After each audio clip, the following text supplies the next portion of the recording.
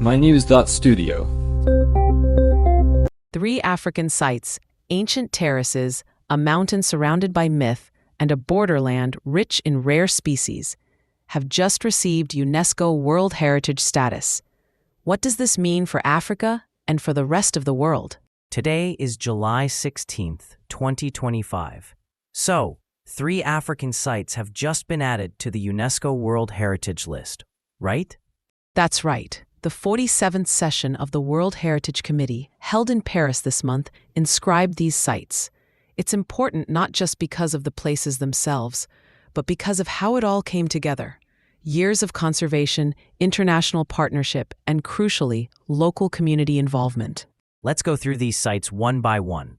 First, the ceremonial terraces. What makes them unique? They're ancient landscape structures shaped by early African civilizations. What's fascinating is their dual role, practical and spiritual. So they were used for daily life, but also for rituals and gatherings. So it's more than just preserving the stones. It's also about keeping those cultural and spiritual practices alive? Exactly.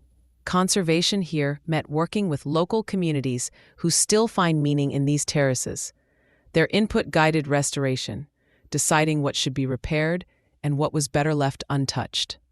The second site, the Mandara Mountains, stretches across Nigeria and Cameroon. What's the main focus there? It's really 2 things: biodiversity and tradition. The Mandara Mountains are home to rare species, but also to communities like the Mafa, Kapsiki, and Hide. Their land use practices, things like terracing and rotational farming, have preserved both the landscape and their own cultures. UNESCO recognized that this wasn't conservation imposed from outside, but rooted in how people already cared for the land. Is that a new direction for UNESCO, or have they worked this way before? It's becoming more common, but integrating local traditions into formal management plans is still rare, especially in places like Africa, which are often underrepresented. This nomination really set an example. Let's move to Mount Mulanje in Malawi. Why is it so important? Mount Mulanje is a biodiversity hotspot. Many plant and animal species there exist nowhere else. But it's not just about nature. Local groups like the Yao, Manganja, and Lomwe see the mountain as sacred.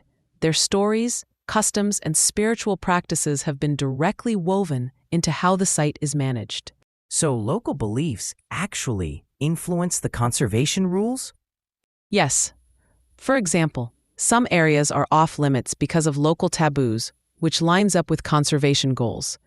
In this case, tradition and science work together rather than against each other.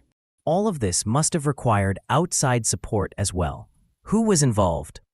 UNESCO and the African World Heritage Fund were key. They provided technical expertise, helped prepare the nomination documents, and offered funding for management plans. But at the heart of it, local communities led the process. Now that these sites are recognized, is there an immediate benefit for the people living there? Recognition can open up sustainable tourism, create jobs, and improve infrastructure. It also reinforces cultural identity. People see their heritage valued on a global scale. But there are still risks: climate change, resource exploitation, instability. All could threaten these places. How are those risks being addressed? There's a reactive monitoring system.